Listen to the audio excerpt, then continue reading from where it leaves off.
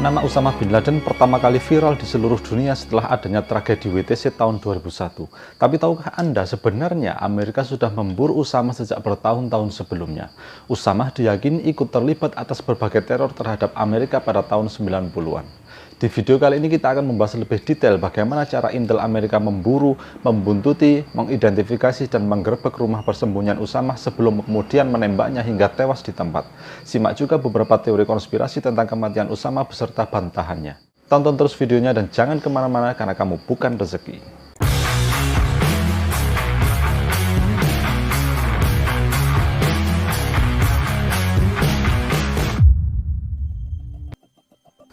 2011 adalah tahun paling kelam bagi Al-Qaeda. 10 tahun setelah tragedi WTC, pemimpin mereka Usama bin Laden digerebek pasukan khusus Amerika di rumah persembunyiannya di Abbottabad, Pakistan. Usama tewas di tempat setelah tertembak di bagian kepala dan dada.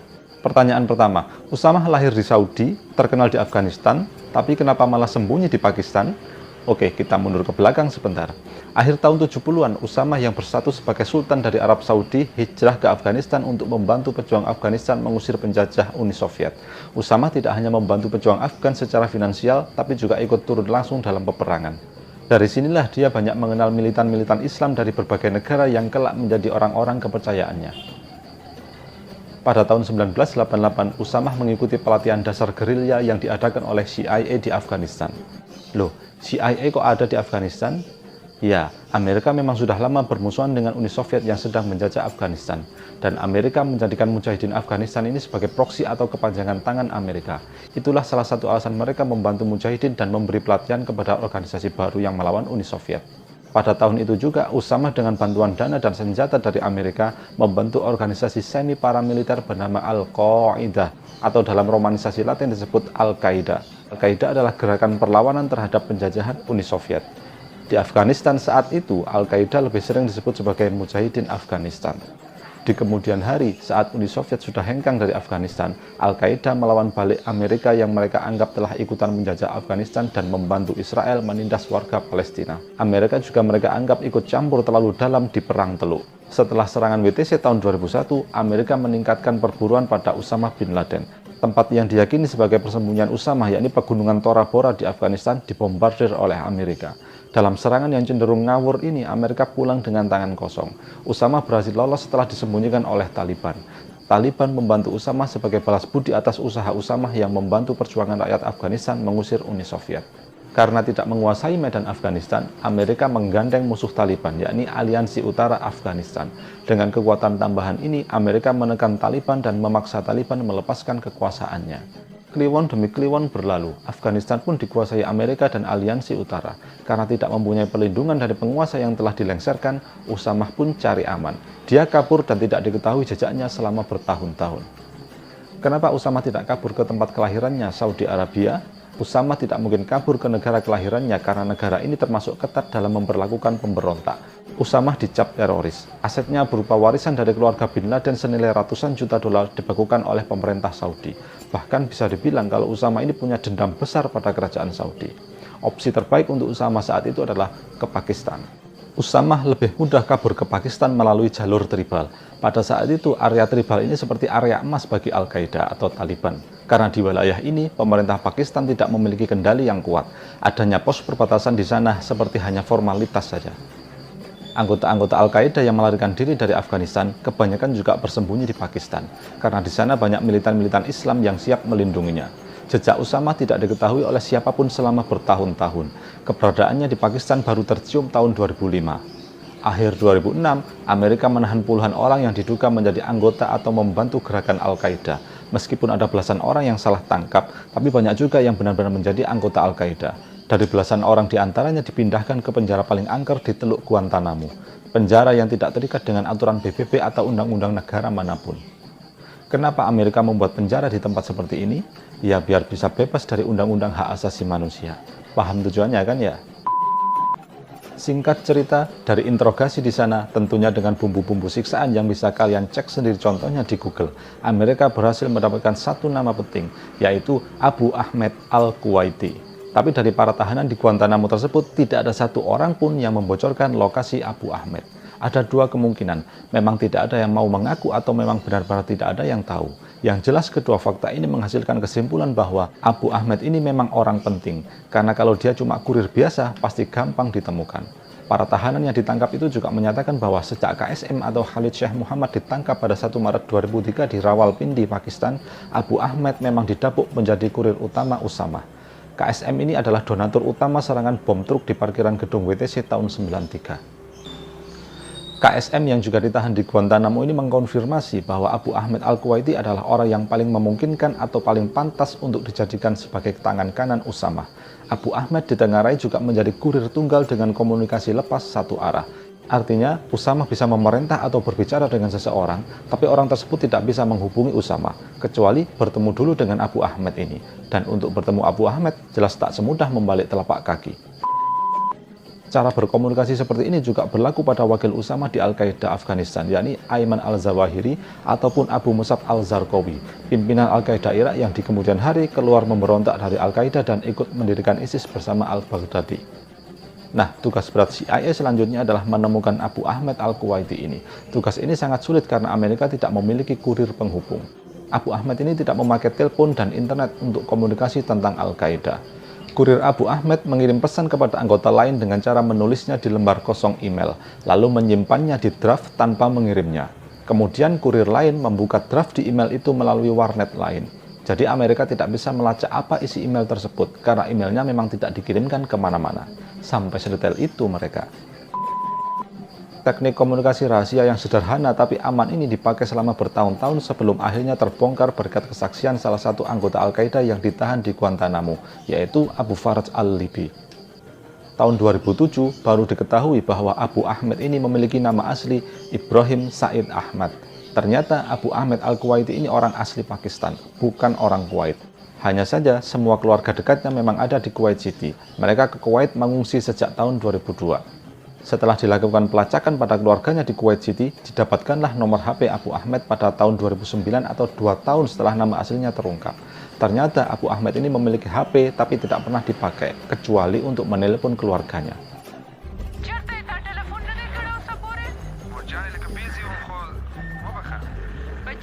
Setelah nomor HP Abu Ahmed disadap, CIA sempat kesulitan menggali informasi lebih dalam karena Abu Ahmed ini tidak memiliki pola paten dalam menelpon. Artinya, dia menelpon tanpa bisa diprediksi kapan dan di mana. Kadang pagi, kadang siang, kadang malam. Kadang dia ada di Peshawar, kadang ada di Rawalpindi, kadang juga ada di Islamabad. Waktu yang sering dipakai untuk menelpon juga acak. Bisa jeda 5 hari, 1 minggu, bahkan hingga 2 minggu baru menelpon lagi. Semuanya random, kecuali tujuannya, yaitu hanya keluarganya saja yang dia telepon. Dalam penyadapan ini tidak ditemukan satu kali pun percakapan tentang Usama atau organisasi Al-Qaeda. Abu Ahmed juga tidak pernah menerima telepon dari keluarganya di Kuwait. Pola komunikasinya one way, hanya dia yang menelpon, tidak sebaliknya. Karena pola komunikasinya yang rapi inilah, CIA juga kesulitan mengikuti jejak Abu Ahmed yang dengan cepat berpindah-pindah tempat saat menelpon. Kesimpulan sementara, mereka menduga bahwa Abu Ahmed ini keluar kota terlebih dahulu jika ingin menelpon. Setelah berada di kota lain, barulah ponselnya diaktifkan dan menelpon. Jika dilihat polanya, hal-hal seperti ini memang SOP dari Al-Qaeda. Jadi andai saja nomornya terlacak, kediamannya tidak akan langsung diketahui. Dan andaikan dia tertangkap di jalan, lokasinya tetap jauh dari rumah dia atau rumah Usama bin Laden. Sampai sedetail itu mereka. Nah, dari hasil analisis dan jejak rekam anggota Al-Qaeda yang sudah tertangkap, CIA menduga bahwa Abu Ahmed ini berada tidak jauh dari Islamabad. Dugaan lokasi paling masuk akal adalah Abbottabad.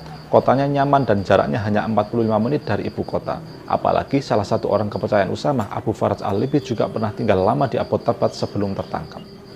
Pada Agustus 2010, anggota intelijen CIA menemukan Al-Kuwaiti secara tidak sengaja di pusat keramaian di Rawalpindi. Saat itu Abu Ahmed sedang menelpon keluarganya dari dalam mobil yang sedang berputar-putar tak tentu arah di sebuah pasar. CIA melacak sinyal panggilan itu kemudian mencari dan menemukan titik panggilan. Abu Ahmed yang sedang mengendarai mobil langsung mereka buntuti secara estafet. Ternyata benar, Abu Ahmed ke kota Rawalpindi hanya untuk melakukan panggilan telepon. Setelah itu, Abu Ahmed diketahui kembali ke kompleks Abbottabad, tak sampai 1 jam dari Rawalpindi. Dia diketahui memasuki sebuah rumah besar. Rumah yang ditempati Abu Ahmed ini termasuk rumah paling besar dan tertutup di kawasan tersebut. Lokasinya tidak jauh dari Akademi Militer Pakistan. Rumah tersebut dikelilingi oleh dinding beton setinggi 3,5 hingga 5 meter. Di Di atasnya juga terdapat kawat berduri. Ada 2 gerbang besar di depan dan belakang. Ada balkon di lantai 3 yang memiliki dinding privasi setinggi 2 meter. Saat dipantau dari udara, terlihat jelas kalau pagar keamanannya berlapis. Kalaupun ada tentara yang memaksa masuk, butuh waktu setidaknya belasan menit untuk membobol pintu atau melewati pagar hingga masuk ke ruang utama. Yang mencurigakan lagi, di rumah sebesar itu tidak ada layanan internet atau telepon yang tersambung. Sangat sempurna untuk dijadikan tempat bersembunyi. Nah, penemuan ini tidak lantas membuat CIA benar-benar yakin 100% akan keberadaan Usama. Mereka butuh waktu berbulan-bulan hanya untuk memastikan siapa saja penghuni rumah besar itu. Untuk mengidentifikasi siapa saja penghuni rumah tersebut, CIA memutuskan untuk memata-matai rumah tersebut 24 jam dari kejauhan, termasuk via satelit. Belasan intelijen Amerika yang tentunya orang asli Pakistan ya, bukan bule, disebar di sekitar rumah besar itu. Untuk menjaga kerahasiaan misi besar ini, CIA memberi perintah pada intel mereka bahwa target yang mereka buru adalah bandar narkoba dan pemasok senjata. Target dicitrakan sebagai sosok baru dalam bisnis gelap opium dan penyelundupan amunisi dari Afghanistan. Jadi intelnya sendiri pun nggak tahu kalau tujuan utama mereka adalah Usama bin Laden. Kenapa CIA berbohong pada intelnya sendiri? Ya karena di Pakistan ini banyak orang yang simpati ke Usama, rawan bocor. Beberapa intel bahkan ditugaskan untuk membuka toko kelontong dan mengidentifikasi siapa saja warga di daerah itu yang rutin membeli air putih dan pampers dewasa dalam jumlah banyak. Cara ini dipakai karena CIA mendapatkan informasi bahwa Usama bin Laden dalam kondisi terakhirnya sedang menderita penyakit ginjal dan prostat. Dia diharuskan banyak meminum air putih dan sering pipis tiba-tiba. Ya barangkali aja cara ini bisa membantu menemukan Usama. Karena kalau mereka mengharapkan Usama keluar rumah, justru nyaris mustahil. Terlalu berisiko bagi Usama. Dan setelah teknik ini dipakai selama 9 minggu, ternyata cara ini gagal total, tidak menghasilkan informasi apa-apa. Akhir 2010, CIA baru berani menyimpulkan bahwa kompleks itu dibangun khusus untuk menyembunyikan seseorang yang sangat penting. Dan kemungkinan besar rumah itu dipakai untuk menyembunyikan Usama bin Laden. Untuk mengidentifikasi penghuni kompleks, CIA bekerjasama dengan dokter asli Pakistan, Shakil Afridi untuk mengatur program vaksinasi palsu bagi anak-anak. Rencananya, perawat masuk ke kediaman Abu Hamid untuk memvaksinasi anak-anak dan mengambil sampel DNA seperti darah, rambut di sofa, atau keringat yang ada di gelas. Hasil sampel ini nanti akan dicocokkan dengan DNA sepupu Usama yang meninggal di Boston, Amerika. Opsi terakhir jika gagal, mereka akan pura-pura membuang sampah, lalu mengambil sampah lama yang ada di tempat tersebut untuk diteliti lebih lanjut. Siapa tahu ada sampel rambut atau keringat Usama di bungkus Indomie yang telah mereka buang. Ternyata, trik ini sempat menemui jalan buntu karena Dr. Shakil tidak berhasil memasuki ruang tamu dan ruang utama untuk mengambil sampel keringat, air liur, ataupun rambut.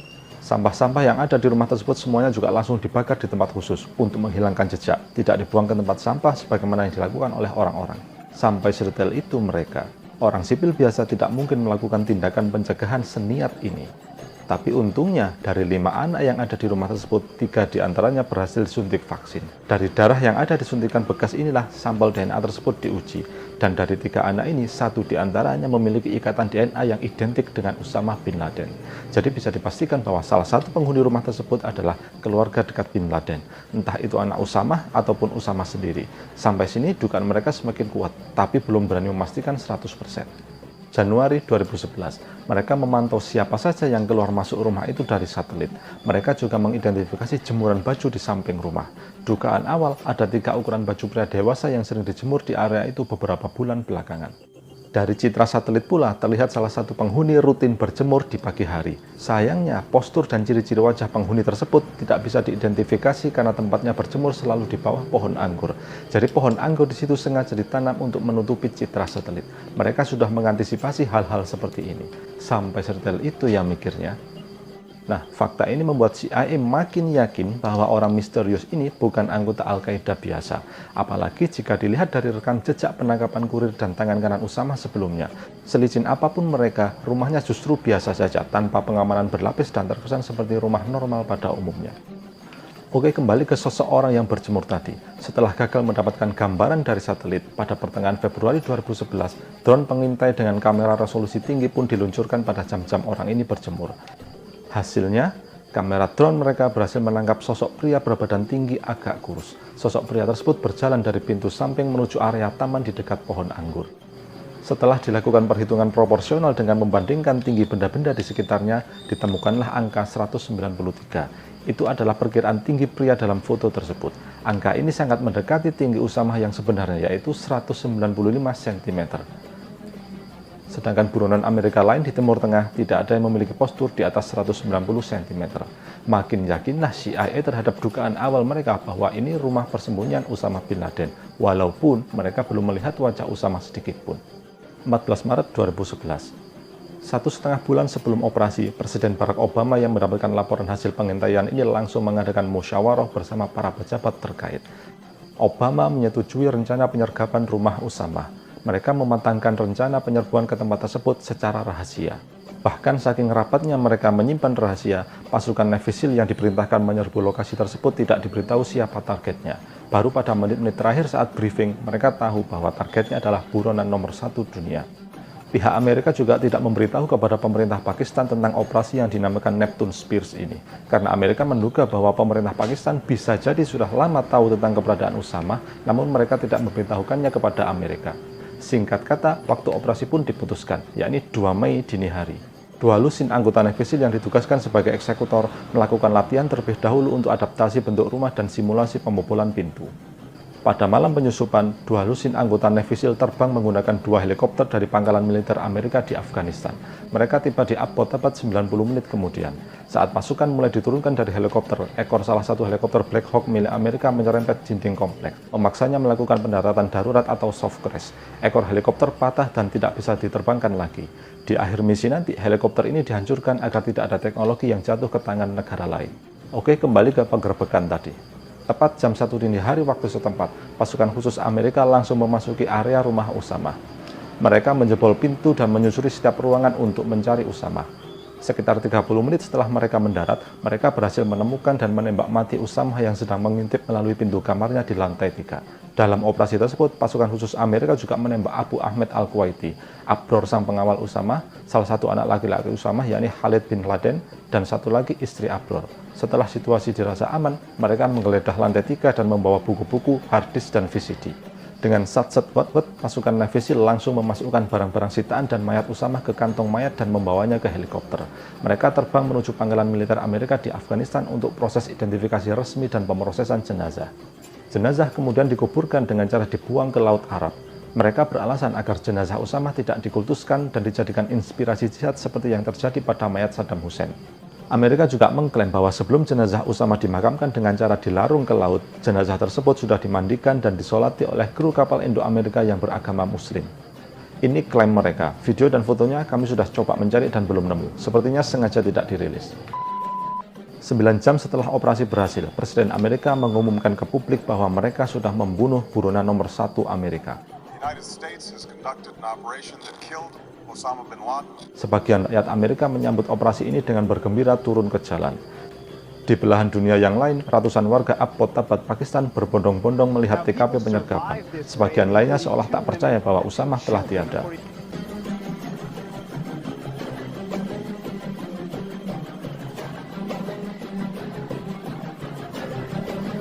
Hingga sejauh ini, 11 tahun sejak penggerbekan rumah Usama, Amerika baru merilis bagian isi harddisk yang ditemukan di rumah Usama. Video-video itu menunjukkan beberapa bagian di kompleks rumah Usama di Abbottabad. Nah, sekarang pembahasan yang paling ditunggu-tunggu, teori konspirasi atas kejadian ini. Biasanya kalau Amerika bikin ulah, pasti ada aja orang di luar Amerika yang tidak percaya dan menghubungkan semua kejadian dengan teori konspirasi liar. Yang rekayasa lah, ada udang di balik batu lah, niat menguasai minyak, dan lain-lain, dan lain-lain. Nah, di kasus Usama ini beda. Orang-orang Taliban, militan Pakistan, Al-Qaeda, bahkan wakil Usama yakni Ayman al-Zawahiri cenderung diam dan tidak membantah kabar kematian pemimpinnya. Mereka bahkan mengutuk dan melaknat Amerika karena telah membunuh Usama. Sikap mereka ini mengartikan bahwa mereka tahu dan sepakat bahwa Usama telah terbunuh dan pelakunya adalah Amerika. Uniknya, kontroversi tentang kematian Usama ini justru ramai dibicarakan di Amerika sendiri. Banyak teori konspirasi bermunculan, bahkan dari mantan pejabat Amerika sendiri. Beberapa kalangan tidak percaya Usama telah dibunuh. Mereka menduga bahwa berita tersebut hanyalah rekayasa untuk menaikkan popularitas Obama. Beberapa kalangan lain menyatakan bahwa Usama sebenarnya sudah lama meninggal secara alami, bukan ditembak. Tapi beritanya kok nggak rame ya? Nah, satu teori lagi yang muncul belakangan dan sempat menggemparkan dunia barat adalah hasil analisis dan laporan wartawan investigasi di Amerika. Dia adalah Seymour Hersh. Salah satu alasan yang membuat teori ini ramai dibicarakan dan banyak orang percaya pada pendapatnya adalah reputasi sang penulis sendiri. Seymour adalah tokoh terkenal di Amerika. Dia sering diundang berbagai stasiun TV untuk dimintai analisanya terhadap berbagai kejadian terorisme. Seymour juga pernah mendapatkan penghargaan Pulitzer, salah satu penghargaan bergengsi di dunia jurnalisme. Dalam artikel yang berjudul The Killing of Osama Bin Laden, dia menyebutkan bahwa sejak tahun 2006, Usama berada di bawah kendali penuh Pakistan dan disembunyikan di Abbottabad dengan bantuan keuangan dari Arab Saudi. Amerika tidak kesulitan menemukan Usama karena Pakistanlah yang memberikannya kepada CIA. Teori ini sangat-sangat aneh. Mengapa Arab Saudi mau mendanai dan menyembunyikan seseorang yang ingin memberontak dan menggulingkan kerajaan Saudi? Arab Saudi tidak mungkin atau bahkan sangat mustahil menerima Usama. Usama sendiri juga sangat anti dengan keluarga kerajaan Saudi karena dianggap terlalu dekat dengan Amerika. Saudi pun bahkan pernah mencoret kewarganegaraan Usama pada tahun 94 dan membekukan semua aset warisan untuk Usama yang nilainya lebih dari 200 juta dolar. Usama juga dianggap berbahaya bagi kerajaan Saudi. Kalau Usama memberontak di Saudi, para raja dan pangeran jelas akan nganggur mendadak, nggak punya pendapatan. Dari semua opini di atas, mana yang benar? Apakah benar Amerika yang membunuh Usama bin Laden? Ataukah Usama mati alami? Atau jangan-jangan berita penggerbekan ini hanya rekayasa belaka? Hanya Tuhan dan pemerintah Amerika yang tahu, kita belum bisa memastikannya 100%. Selama Amerika belum merilis foto atau video resmi tentang jenazah Usama setelah ditembak atau sebelum dikuburkan, maka berbagai teori tentang kematiannya akan tetap ada. Dan CIA biasanya nggak peduli dengan hal-hal receh seperti ini. Mau orang percaya atau tidak, bodoh amat, kata mereka.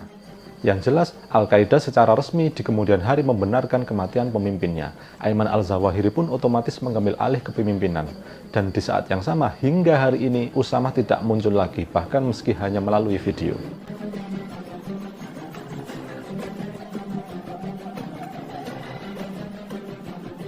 Hingga kini belum ada pernyataan resmi dari Al-Qaeda yang membantah klaim Amerika terkait penggerbekan dan penembakan Usama bin Laden. Yang ada justru sebaliknya, Al-Qaeda secara tidak langsung membenarkan operasi tersebut.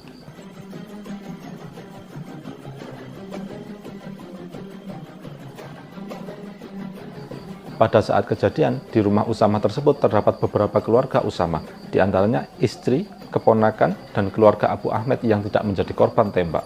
Kalau kejadian ini bohong belaka, mereka jelas akan mengeluarkan testimoni untuk menyangkal pernyataan Amerika. Kejadian ini justru bisa dijadikan makanan empuk bagi mereka untuk mencoreng nama Amerika di mata dunia. Apalagi di dekat rumah mereka juga ada kantor Al Jazeera, media yang dikenal paling berani dan paling sering membuka aib Amerika. Mereka tinggal mendatangi kantor Al Jazeera dan menyerang Amerika melalui opini. Tapi mereka tidak melakukan itu.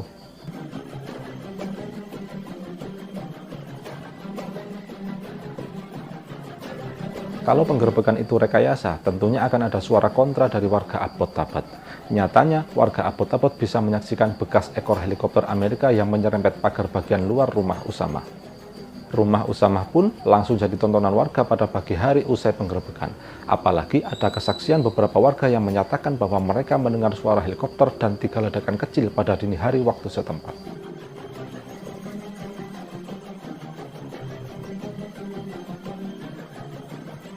Dua minggu setelah penggerbekan, pengacara Dr. Shakil Afridi tewas ditembak orang tak dikenal di Peshawar, Pakistan.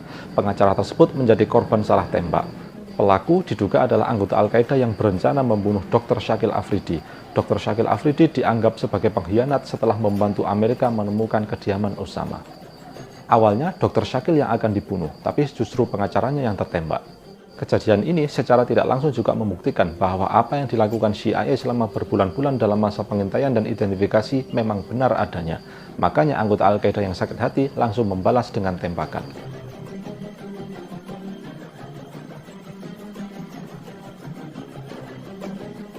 Pada 10 Mei 2011, anak Usama dari istri pertama yaitu Omar bin Laden melayangkan protes keras pada pemerintah Amerika tentang pemakaman ayahnya yang dibuang ke laut. Omar bin Laden mengatakan bahwa cara itu sangat tidak menghormati keluarganya. Secara tidak langsung, hal ini mengartikan bahwa anak kandung Usama saja mengakui bahwa ayahnya baru saja meninggal, bukan pada 2001 ataupun 2006. Karena nggak mungkin juga dong Omar tidak tahu kalau ayahnya meninggal pada 2006 seperti yang diklaim penganut teori konspirasi.